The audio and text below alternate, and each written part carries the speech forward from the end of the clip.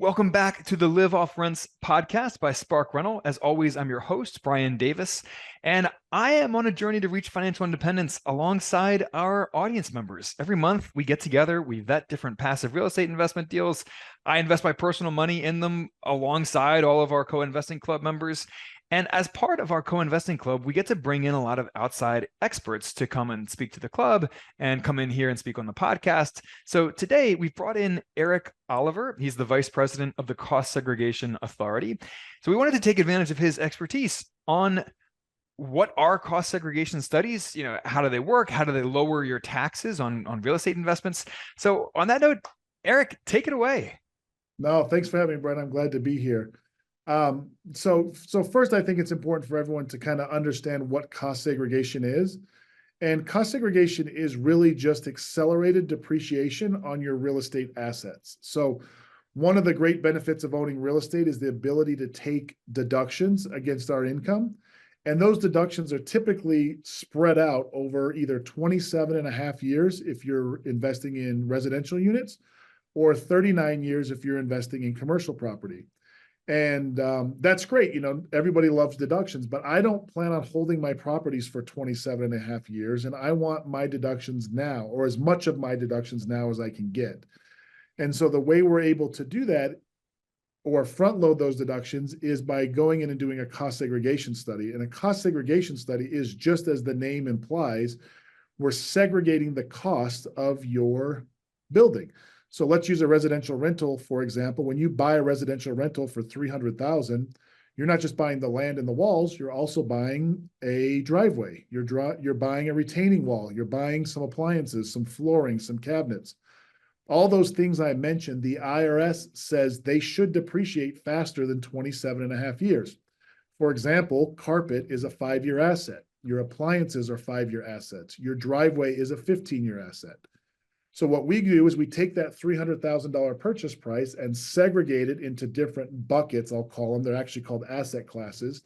And that allows us to now take our appliances, or the value of our appliances, and depreciate them over 5 years versus spreading that out over 27 and a half. So what we're essentially doing is front loading our depreciation, taking much larger deductions in those early years and offsetting our income, which creates huge tax savings, which we can then go reinvest in a new property, pay down our debt.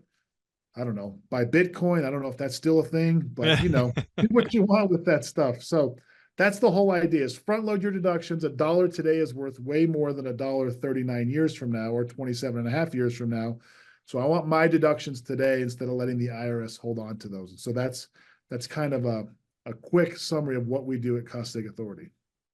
Yeah, no. So in our co-investing club, every property that we invest in passively, they all do a cost segregation study. And it's a great way to accelerate that depreciation. Like you said, be able to take a huge deduction in just the first couple of years for depreciation, even as you're collecting real money in real life from distributions.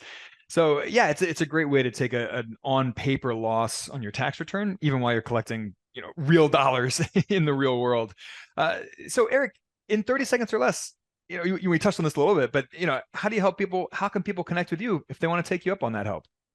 Yeah, so the best way to reach us is just through our website. It's www.segauthority.com.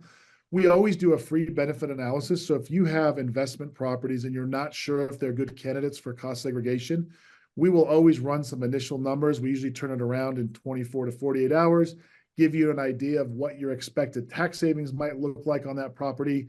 We always want to share that with your tax preparer to make sure they're on board, let you know what the fee would be. And then if it makes sense and we can save you money, then we would move forward at that point. But we always want to run that initial analysis first. We don't ever want to engage with somebody if they're not going to be significant tax savings. So. Awesome. Well, Eric, thank you so much for joining us today. And guys, if you enjoy these quick, focused conversations that we have on the show, please rate, review the podcast. It makes a huge difference to us. And on that note, we will catch you on the flip side. Want the cash flow, appreciation, and tax benefits of real estate without becoming a landlord? You've heard of REITs and real estate crowdfunding, but you probably don't know much about 5 other ways to invest passively in real estate.